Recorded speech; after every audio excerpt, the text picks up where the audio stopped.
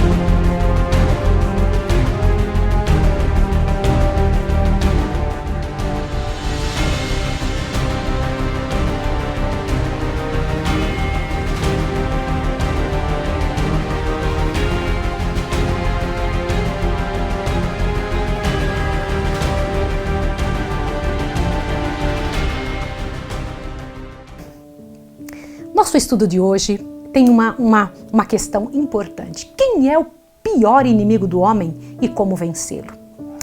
O Senhor Deus na palavra disse: porém inimizade entre ti e a mulher, entre a tua semente e a sua semente. Esta lhe ferirá a cabeça e tu lhe ferirás o calcanhar. Gênesis 3:15.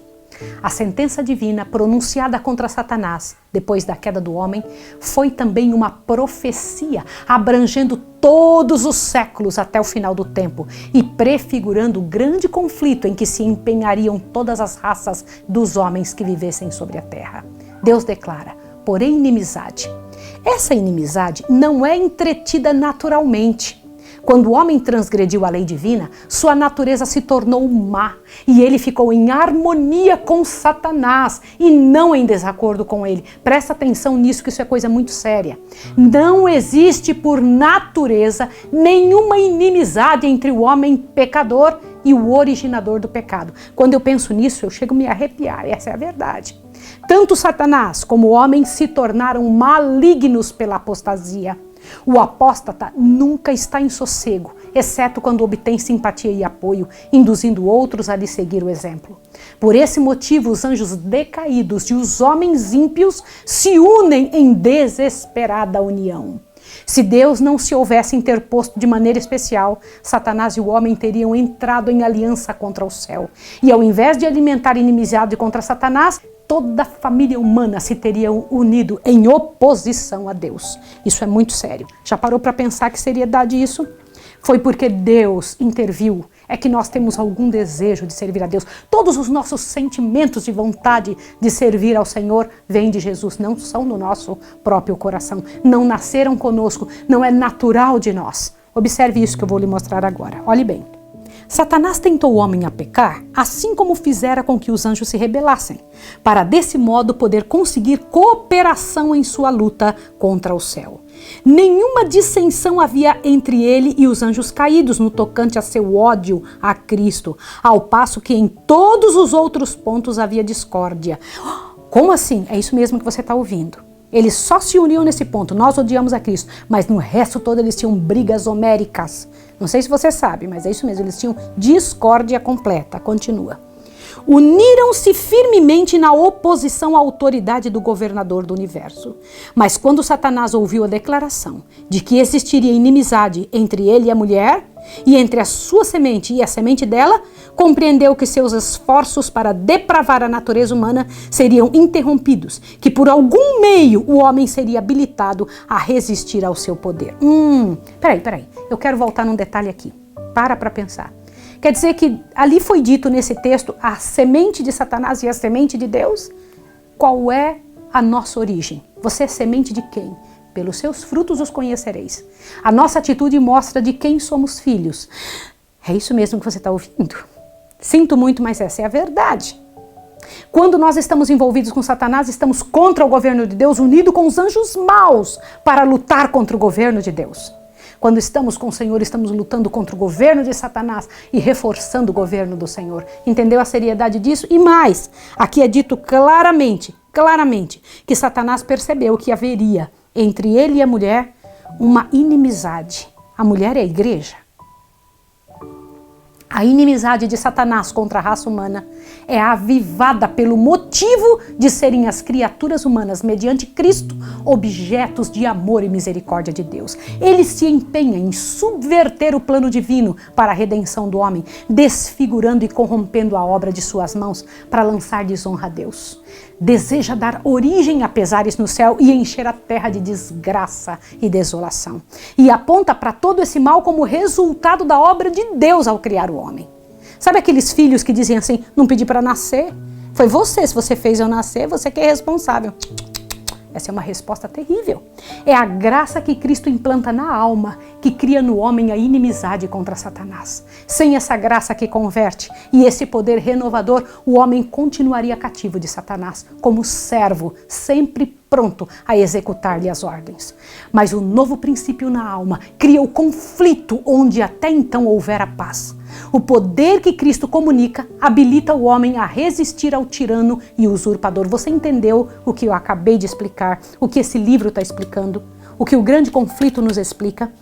Que quando Deus coloca em nosso coração este desejo, esta vontade de servir a Deus, essa vontade de pertencer ao reino de Deus, então é que essa inimizade contra Satanás é implantada. Entendeu?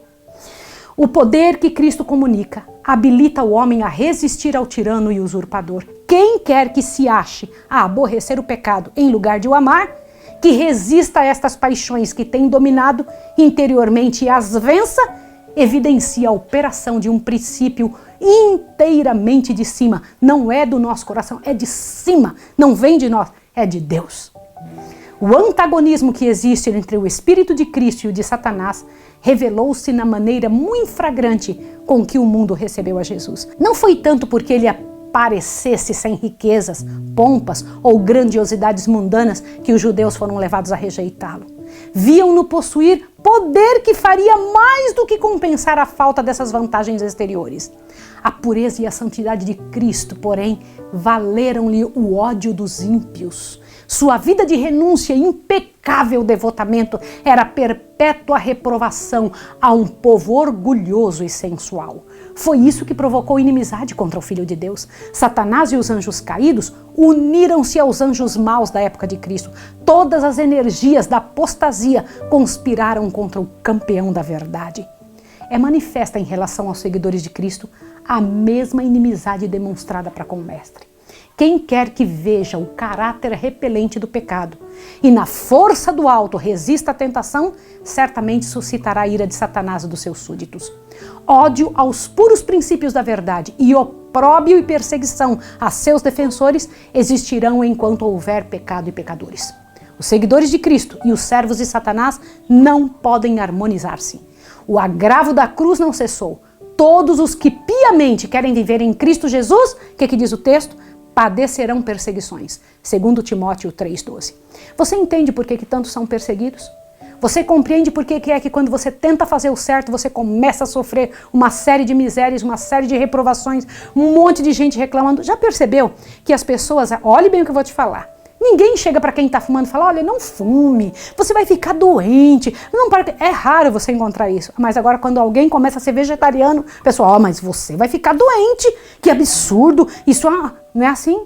Quando alguém está vestindo uma saia comprida, é muito, o pessoal vem faz a pessoa sofrer por estar fazendo certo. Mas quando alguém usa saia bem curta, ninguém fala, não vou falar nada, porque se eu falar, né, vai dar problema. Você entendeu?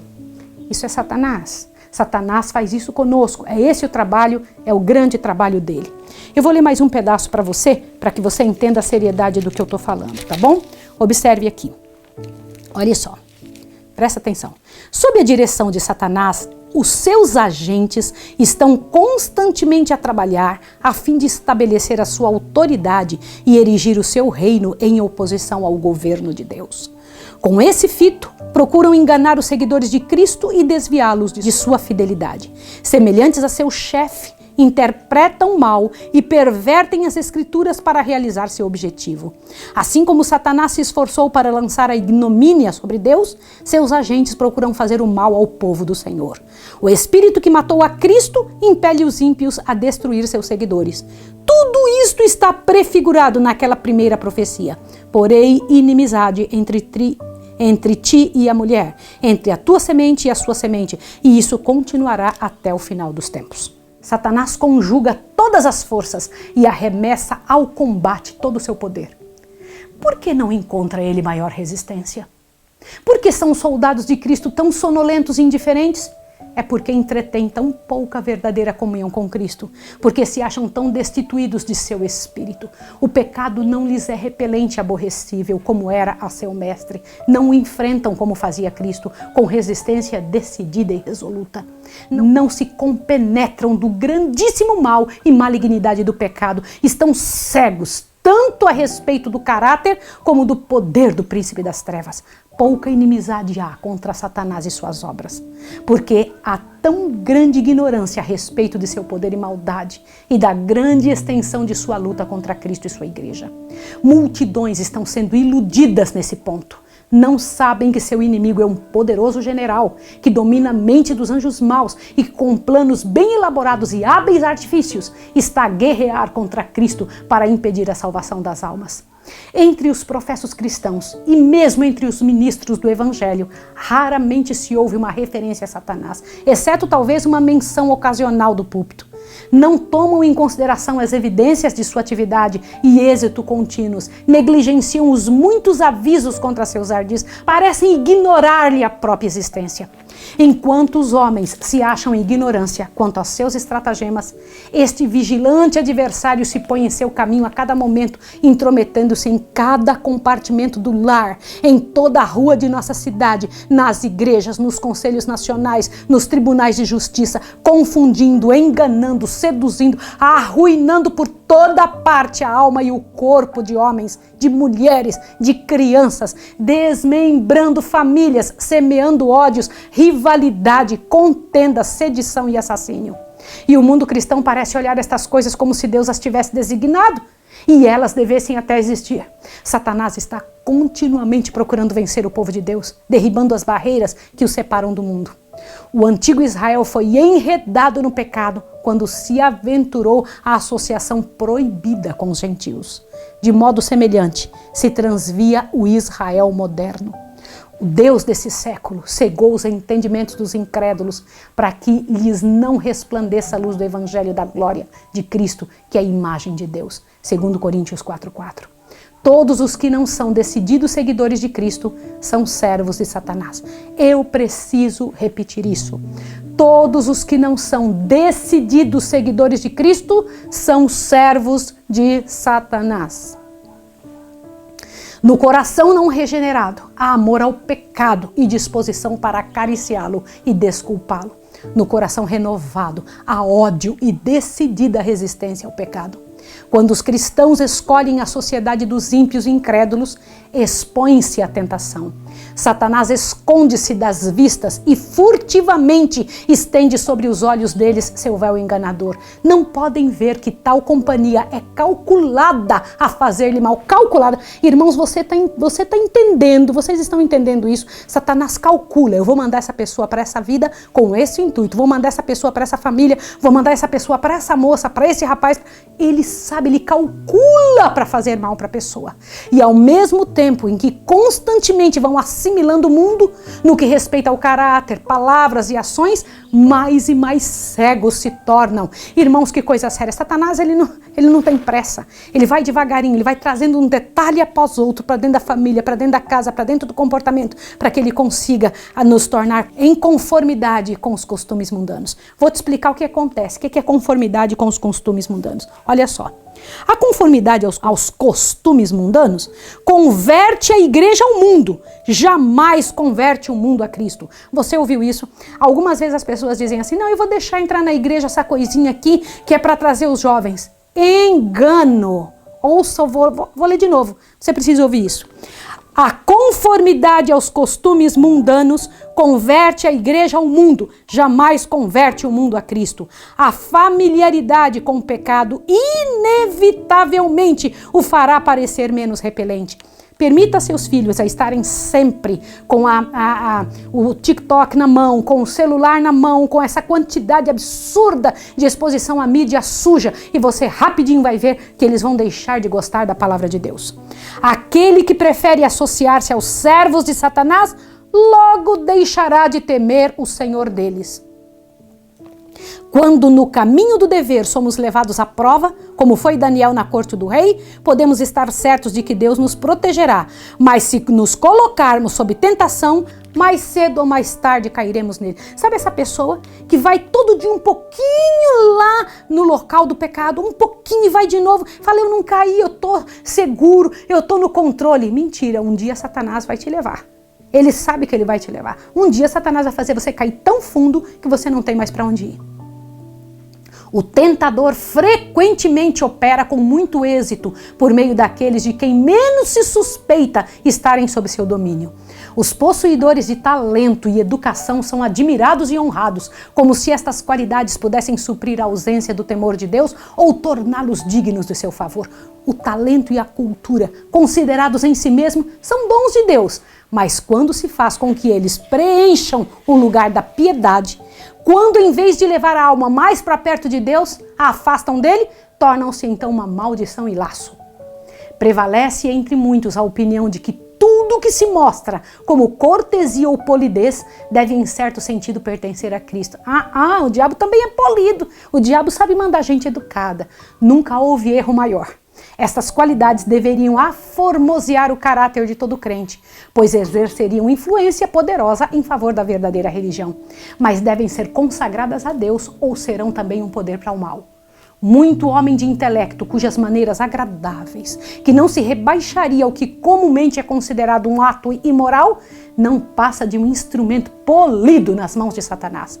O caráter insidioso, enganador de sua influência, o exemplo, torna o inimigo mais perigoso da causa de Cristo do que aqueles que são ignorantes e não têm cultura. Mediante oração fervorosa e confiante em Deus, Salomão obteve a sabedoria que provocou o assombro e admiração do mundo todo. Mas quando, porém, se desviou da fonte de sua força e passou a confiar em si mesmo, caiu presa de quem? Da tentação. Então as maravilhosas faculdades concedidas ao que foi o mais sábio dos reis apenas o tornaram um agente mais eficaz do adversário das almas. Foi verdade isso ou não foi? Isso é assim, é desta forma. Observe agora, por favor, mais este pedacinho. Conquanto Satanás procure constantemente cegar a mente dos cristãos para este fato, jamais se esqueçam eles de que não têm que lutar contra a carne e o sangue, mas sim contra os principados, contra as potestades, contra os príncipes das trevas deste século, contra as hostes espirituais da maldade nos lugares celestiais. Efésios 6:12. Através dos séculos está a soar até o nosso tempo o aviso inspirado. Sede sóbrios, vigiai, porque o diabo, vosso adversário, anda em derredor, bramando como leão, buscando a quem possa tragar. 1 Pedro 5:8. Revestivos de toda a armadura de Deus, para que possais estar firmes contra a astuta cilada do diabo. Efésios 6:11. Desde os dias de Adão até os nossos tempos, nosso grande inimigo tem estado a exercer seu poder de oprimir e destruir. Está hoje a preparar-se para sua última campanha contra a igreja. Todos os que procuram seguir a Jesus terão de batalhar contra esse implacável adversário. A luta está na nossa frente, irmãos. Quanto mais aproximadamente o cristão imitar o modelo divino, tanto mais certo fará de si um alvo para os ataques de Satanás. Todos os que estão ativamente empenhados na causa de Deus, procurando desvendar os enganos do inimigo, do maligno e apresentar a Cristo perante o povo, estarão habilitados a aderir ao testemunho de Paulo, no qual ele fala em servir ao Senhor com toda humildade de espírito, com muitas lágrimas e tentações. Satanás assaltou a Cristo com as suas mais cruéis e sutis tentações. Foi, porém, repelido em cada conflito. Aquelas batalhas foram travadas em nosso favor. Aquelas vitórias nos tornam possível vencer. Cristo dará força a todos os que a busquem. Sem o consentimento próprio, ninguém poderá ser vencido por Satanás. Aleluia! O tentador não tem poder para governar a vontade ou forçar a alma a pecar. Pode angustiar, mas não pode contaminar. Pode causar agonia, mas não aviltamento. O fato de Cristo ter vencido deve incutir em seus seguidores coragem para combater varonilmente na peleja contra o pecado e contra Satanás. É poder de Deus, é possível vencer. Irmãos, em nome de Jesus, vamos cair na rocha. Vamos cair diante do Senhor, vamos pedir forças ao Senhor. Peça forças hoje, caia de joelhos agora, assim que você desligar este estudo. Assim que você desligar agora, em nome de Jesus, caia de joelhos e peça forças. O Senhor Deus vai te ajudar. Nosso estudo de amanhã vai falar sobre os invisíveis defensores dos homens. Você vai estudar sobre os anjos, como é a relação dos anjos com os homens. Agora eu vou orar com você. Santo Deus e amado Pai, nos abençoe na Tua graça. Precisamos de força Tua, Senhor. Queremos ter a Tua natureza. Senhor, queremos ter inimizade contra Satanás. Em nome de Jesus. Amém, Senhor. Deus abençoe você e até amanhã.